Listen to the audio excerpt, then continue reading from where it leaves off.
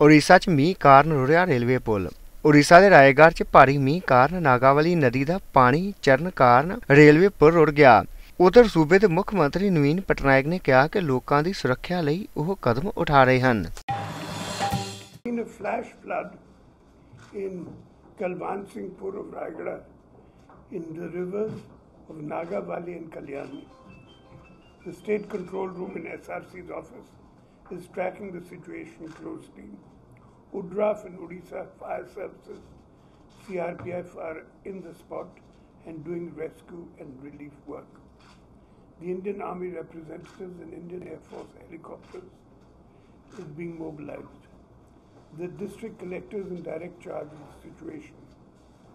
Instructions have been issued to take all immediate measures to ensure rescue and relief and other mitigation measures. No efforts will be spared to ensure safety of the people. The Development Commissioner has been directed to coordinate with all departments. RDC Southern Division and Range DIG have been instructed to closely monitor the situation.